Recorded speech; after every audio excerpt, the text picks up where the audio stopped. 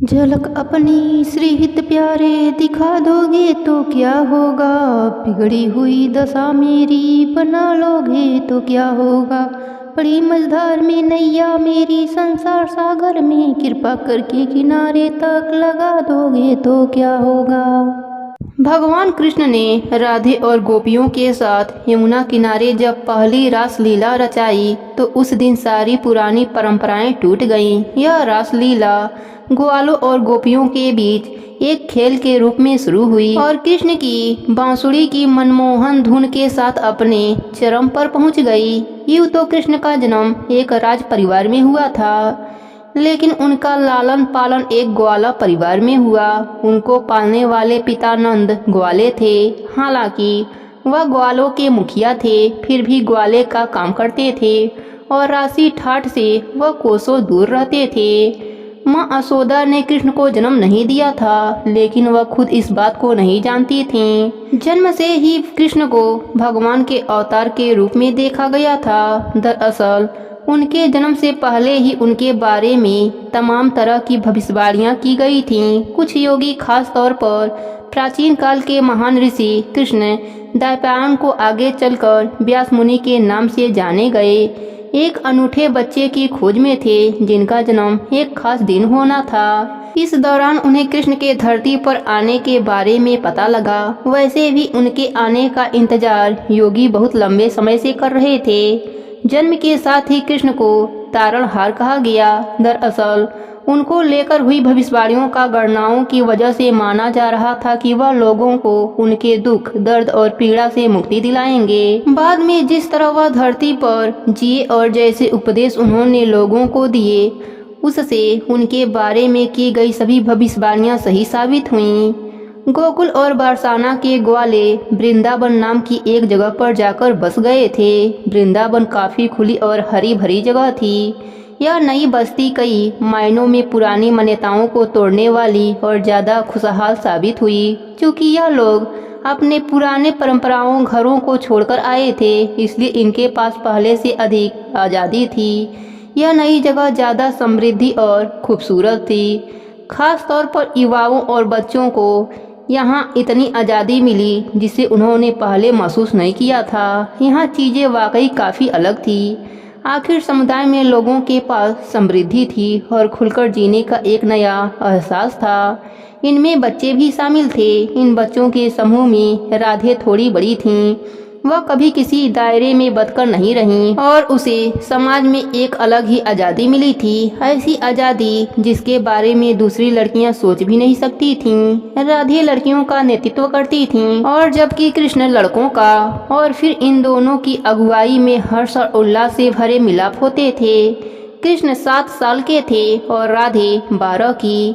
उनके साथ उन्हीं की उम्र के बच्चों की एक बड़ी टोली भी रहा करती थी। वृंदावन में होली का त्योहार आया। इन रंगीन माहौल में जब हर चीज अपने चरम पर थी, पूर्णिमा की एक विशेष शाम को लड़के और लड़कियों की यह टोलियां जमुना नदी के किनारे इकट्ठी हुईं। नई जगह के इस माहौल की वजह से पुरानी परंपराएं टूट गईं और पहली बार यह छोटे लड़के व लड़कियां नहाने के लिए नदी पर एक साथ पहुंचे। पहले तो इन टोलियों ने खेलना शुरू किया। इसके बाद उनका एक दूसरे पर पानी उछालने और बालू व मिट्टी फेंकने का खेल शुरू हुआ। इस बीच में वह एक दूसरे को देखकर चिढ़ाते थे और बीच बीच में गालियां देने का दौर भी चलता रहा। थोड़ी देर बाद जब इस खेल का जोश बढ़ता गया तो बच्चों ने मिलकर नाचना शुरू किया और फिर हर्ष व उल्लास के साथ अपने जुनून में वह नाचने गाने लगे। लेकिन कुछ देर के बाद थकान होने पर वह धीरे धीरे एक एक करके गिरने लगे। जब कृष्ण ने अपने इन साथियों को इस तरह थक कर गिरते देखा तो उन्होंने अपने कमरबंद से बांसुरी निकाली और मंत्र मुग्ध करने वाली एक धुन बजानी शुरू कर दी। कृष्ण की बांसुरी की यह धुन अत्यंत मनमोहक थी, जिसे सुनकर सभी उठ खड़े हुए और वे फिर सभी मस्ती में झूमते गए और झूमते गए। वे इस धुन में नाचते नाचते इतने मगन हो गए कि वे अपने आप ही कृष्ण के चारों ओर जमा हो गए। नाच का यह दौर लगभग आधी रात तक यूं ही चलता रहा। पूर्णिमा की एक विशेष शाम को लड़के और लड़कियों की यह टोलियां जमुना नदी के किनारे इकट्ठी हुई। नई जगह के इस माहौल की वजह से कई पुरानी परंपराएं टूट गईं। चैत्र पूर्णिमा पर भगवान श्री कृष्ण ने ब्रज में रास लीला रचाया था, जिसे महारास के नाम से भी जाना जाता है। इस दिन भगवान विष्णु का पूजन और व्रत करने से जीवन में सुख शांति आती है। घर परिवार में धन्य धान की कमी नहीं होती है। प्रेम से बोलिए कृष्ण भगवान की जय हो, राधा रानी की जय हो। प्राचीन समय में वासुकी नामक राजा की 2 रानियां थीं। एक का नाम सिकौली तथा दूसरे का नाम रूपा था। दोनों ही रानियों के कोई भी संतान न थी। बड़ी रानी सिकौली सास ननद की प्यारी थी, जबकि छोटी रानी रूपा राजा को प्यारी थी। अपने प्रति सास ननद का यह व्यवहार देखकर छोटी रानी रूपा का मन बहुत दुखी होता था, परंतु चूंकि राजा उसका पूरा ध्यान रखते थे और उसे बहुत प्यार करते थे, इसलिए वह किसी प्रकार की चिंता नहीं करती थी। किंतु अन्य स्त्रियों की तरह उसकी भी चाह थी कि उसके भी पुत्र हों और वह भी माँ कहलाए। किंतु बहुत समय गुजर जाने पर भी वह माँ न बन सकी। तब एक दिन उसने बूढ़ी स्त्रियों से पुत्रवती होने का उपाय पूछा। इस पर एक वृद्धा ने कहा, संतान तो सास ननद के आशीर्वाद से प्राप्त होती है। यह सुनकर छोटी रानी ने सोचा कि यह कैसे हो पाएगा, क्योंकि सास ननद तो उससे नाराज रहती हैं। तब छोटी रानी ने अपनी समस्या उस वृद्धा को बताई तो उसने एक उपाय बता दिया, तुम ग्वालिन का भेष बनाकर अपने सास ननद के पैर छुओ, वह तुम्हें आशीर्वाद देंगी। रानी रूपा ने वैसा ही किया। उसकी बात मानकर दूसरे दिन ही छोटी रानी ग्वालिन का भेष बनाकर और सिर पर दूध की मटकियां रखकर सास ननद के महल में जा पहुंची। उसने अपने चेहरे पर घूंघट निकाल रखा था। महल में जैसे ही उसने सास ननद को अपने सामने देखा, वैसे ही सिर से दूध की मटकियां उतारी और उनके पाँव छू लिया। इस पर सास ननद ने उसे पुत्रवती होने का आशीर्वाद दिया। आशीर्वाद के प्रभाव से छोटी रानी कुछ ही दिनों में गर्भवती हो गई। यह खबर सुनकर राजा भी खुश हुआ। गर्भ रहने से छोटी रानी जितना प्रसन्न थी, उससे कहीं ज्यादा छोटी रानी दुखी थी कि प्रसव के समय उसकी देखभाल कौन करेगा। उसने यह बात राजा को बताई तो राजा ने कहा, तुम किसी भी प्रकार का चिंता मत करो, मैं तुम्हारे महल में घंटियां लगवा देता हूँ। जब तुम्हें कोई कष्ट हो या प्रसव काल नजदीक हो तो तुम डोरी खींच देना। जैसे ही घंटी बजेगी मैं तुम्हारे पास चला आऊंगा। कुछ समय बीत जाने पर एक दिन रानी ने राजा की परीक्षा लेने के लिए डोरी खींचकर घंटी बजा दी। घंटी की आवाज सुनकर राजा दरबार छोड़कर छोटी रानी के समक्ष उपस्थित हो गया। किंतु जब उसे पता चला कि रानी ने केवल परीक्षा लेने के लिए घंटी बजाई है तो वह नाराज होकर राज दरबार में वापस यह कहता हुआ चला गया, अब मैं प्रसव काल में घंटी बजाने पर भी नहीं आऊंगा। यह सुनकर छोटी रानी को दुख हुआ। उसने सोचा कि मैंने राजा को व्यर्थ ही परेशान किया। कुछ दिनों के पश्चात रानी को सचमुच ही प्रसव पीड़ा हुई तो उसने घंटी बजाई, किंतु इस बार राजा नहीं आया। उसने यही सोचा कि इस बार भी शायद रानी ने यूं ही घंटी बजाई होगी। तब प्रसव पीड़ा से त्रस्त लाचार होकर वह सास ननद के पास पहुंची और अपनी समस्या बताई। उन्होंने कहा, जिस समय तेरे पेट में तेज दर्द हो तो तू कोने में मुंह करके ओखली पर बैठ जाना, सब ठीक हो जाएगा तथा तेरा प्रसव सुखपूर्वक हो जाएगा। सीधी साधी छोटी रानी उनके छल को न समझ सकी। वह अपने महल में वापस आ गई और सब इंतजाम करवा लिया। जब प्रसव का समय आया तो उसने वैसा ही किया। बच्चा पैदा होकर ओखली में गिर गया। उधर सास ननद भी इसी ताक में थीं तथा बड़ी रानी सिकौली भी उनके साथ मिली हुई थी। वे सभी तुरंत वहां आ गईं। सास ननद ने बच्चे को निकालकर ओखली में कंकड़ पत्थर भरवा दिया तथा एक दासी को बच्चा देकर कहा, इसे तू घूरे पर फेंक आ। कुछ देर के बाद रानी रूपा को होश आया तो उन्होंने कहा, तुमने तो कंकर पत्थर जन्मी हैं। इसी बीच प्रसव का समाचार सुनकर राजा भी वहां आ पहुंचा। लेकिन जब पता चला कि रानी ने कंकर पत्थर जन्मी है तो उसे बड़ा आश्चर्य हुआ। लेकिन माँ बहन को वहां मौजूद देखकर और उनके द्वारा पुष्टि किए जाने पर वह चुप हो गया। परंतु उसे यह समझते देर नहीं लगी कि अवश्य ही इन्होंने कोई चालाकी की है। जिस दिन रूपा ने बच्चे को जन्म दिया था उस दिन चैत्र शुक्ल पूर्णिमा थी। सौभाग्यवश उस दिन जब एक कुम्हारन घूरे पर कूड़ा फेंकने आई तो नवजात बालक को वहां पड़े देखा। वह निसंतान थी, अतः उसे उठाकर अपने घर ले गई। इस बात का उसने किसी से भी जिक्र न किया ताकि कहीं बच्चा छिन न जाए।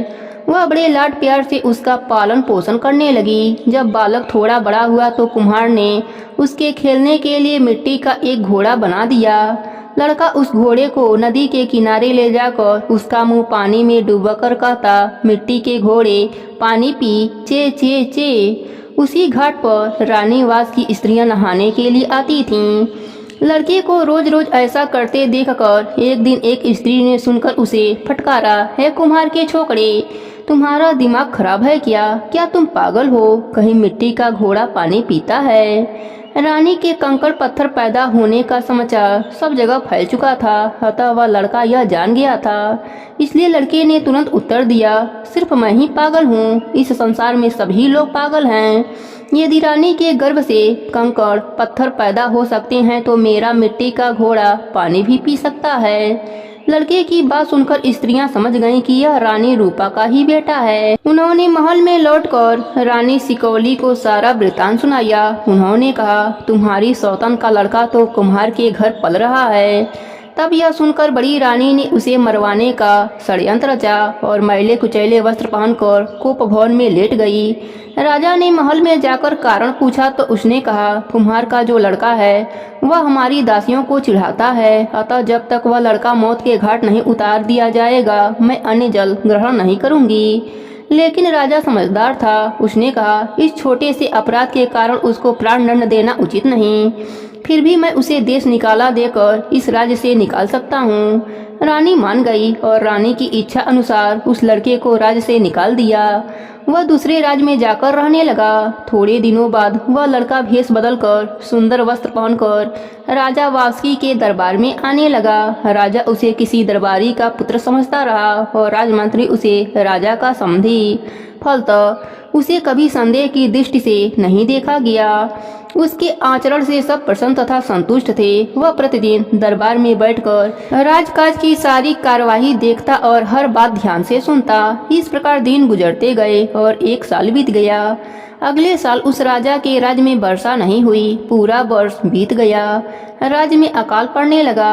राज पंडितों ने राजा को सलाह दी, यदि राजा रानी हाथ में बैल की तरह कंधा देकर चलें और चैत्र पूर्णिमा को पैदा हुआ कोई द्विज बालक रथ को हाँके तो वर्षा होने का योग बन सकता है। यह सुनकर राजा रानी रथ में जुड़ने को तैयार हो गए। जब द्विज बालक की खोज होने लगी तो कुम्हार के बालक ने बताया, मेरा जन्म चैत्र शुक्ल पूर्णिमा को हुआ है। मेरा जन्म तो छतात्री के गर्भ से हुआ, लेकिन पालन पोषण नीच घर में हुआ है। मैं रथ भी हाँक सकता हूँ। यह सुनकर राजा बहुत प्रसन्न हुआ और रथ चलाने की तैयारियां होने लगीं। इसी बीच वह बालक रानी रूपा के पास पहुंचा और अपना परिचय देकर बोला, माँ, यदि कोई तुमसे रथ संबंधी काम करने को कहे तो तुम कह देना कि पहले बड़ी रानी रथ में जुतेंगी। इसी बात अन्य कामों में भी तुम बड़ी रानी को ही आगे रखना। रूपा ने उसकी बात मान ली। इधर रथ चलने की तैयारी होने लगी। रानी रूपा को जगह लीपने के लिए कहा गया। रूपा ने कहा, पहले बड़ी रानी लीपें, फिर मैं लीपूंगी। इस तरह रानी सिकौली के लीपने के बाद रूपा ने भी जगह लीप दी। इसी प्रकार जब रथ में कंधा देने की बारी आई तो रानी रूपा ने साफ इनकार कर दिया। उसने कहा, पहले बड़ी रानी कंधा दें, फिर मैं दूंगी। लाचार सिकौली को ही पहल करनी पड़ी और रथ को कंधा देना पड़ा। रथ को कंधा देते ही तेज धूप निकल आई। बालक रूपी राजकुमार ने पहले से ही मार्ग में गोखरू के कांटे बिखेर रखे थे। रथ आगे बढ़ रहा था। रानी के पैरों में नीचे से कांटे चुभते तथा ऊपर से वह बालक फोड़े बरसाता। बड़ी रानी आगे बढ़ती रही और असहनीय कष्ट झेलती रही, परंतु इससे उसे तभी छुटकारा मिला जब रथ निश्चित जगह पर पहुंच गया। अब रानी रूपा की बारी थी। उसके रथ में कंधा देते ही आकाश में सावनी घटाएं छा गई। रास्ते में गोखरू के कांटे हट गए और उनकी जगह फूल बिछ गए। रानी रूपा को जरा भी कष्ट न हुआ। रथ चलाने का काम पूरा होते ही वर्षा होने लगी। यह देखकर पूरे राज्य में खुशी छा गई। लोग फूले न समाये और खुशी से नाचने लगे। तभी उस बालक ने रानी रूपा के पास जाकर उसके चरण छुए। अब सभी जान गए कि यही रानी रूपा का पुत्र है। राजा ने उसे अपना पुत्र जान गले से लगा लिया। यह समाचार पाकर सब जगह आनंद उत्साह की लहर दौड़ गई। अंत में राजकुमार पजुन कुमार सबसे मिलने रानी वास में गया। सबसे पहले वह अपने दादी के पास गया और कहने लगा, दादी हम आए, क्या तुम्हारे मन भाए? दादी ने उत्तर दिया, बेटा नाती पोते किसे बुरे लगते हैं?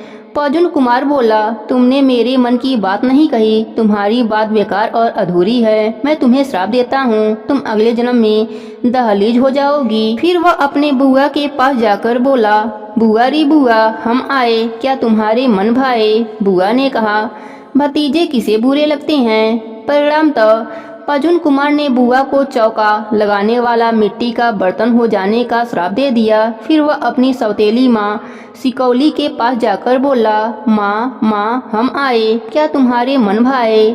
माता सिकौली ने उत्तर दिया, आए सो अच्छे आए, जेठी के हो या लहरू के हो तो लड़के ही। राजकुमार ने कहा, तुमने भी मेरे मन का बात नहीं कही, तुमने तो रूखी बात कही है, इसलिए तुम घुघची बनोगी। घुघची आधी काली तथा आधी लाल होती हैं। अंत में पजुन कुमार अपनी सगी माँ रानी रूपा के पास गया और बोला, माँ हम आए, तुम्हारे मन भाएं या न भाएं?